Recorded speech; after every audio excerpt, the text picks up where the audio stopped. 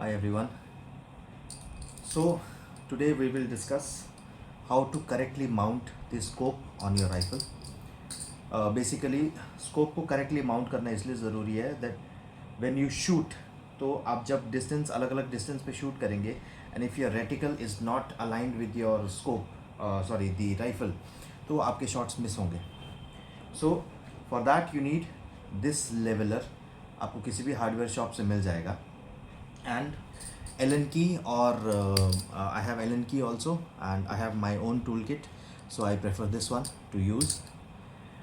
So first what we need to do is ये जो आपका leveler है, first you need to stable your rifle. आपको rifle ऐसी जगह पे रखनी है जहाँ पे वो एकदम stable रहे, सीधा रहे, aligned रहे.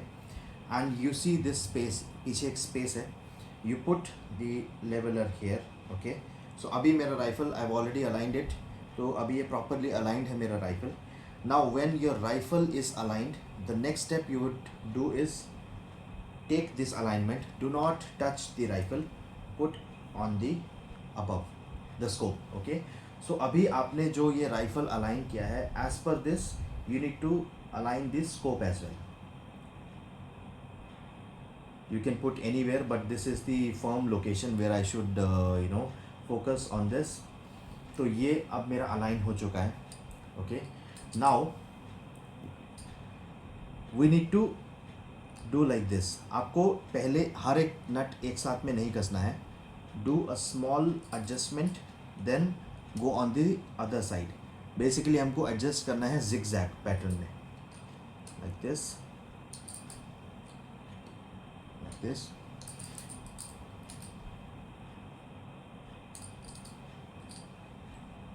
Okay. Now अब ये थोड़ा सा जब adjust हो चुका है, so what I do is basically you need to shoot. Shooting position में आप आएंगे, चेक आपका आई रिलीफ कितना है. Eye relief it has to be somewhere around 3 to 4 inches depending upon you.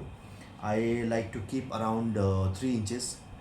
So 3 inches में जैसे ही मेरा ये आई पीस सेट हो जाएगा, then I will completely tight it again, crisscross pattern.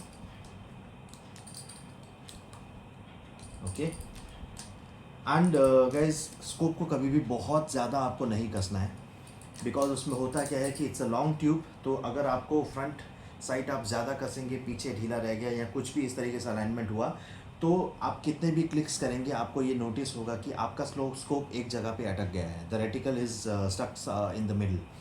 तो नॉर्मली इसको आप जिगजैग पैटर्न में कसिए एंड कोशिश कीजिए कि आप बहुत ज़्यादा इसको ना कसें, because it can damage the tube also.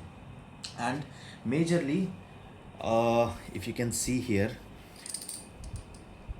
इतना आपको मिनिमम स्पेस रखना है when you tight it, ताकि when you shoot when you use the zero recoil mount and तो उसमें प्रॉब्लम आपको नहीं आएगा, आपका स्कोप डैमेज नहीं होगा. ओके.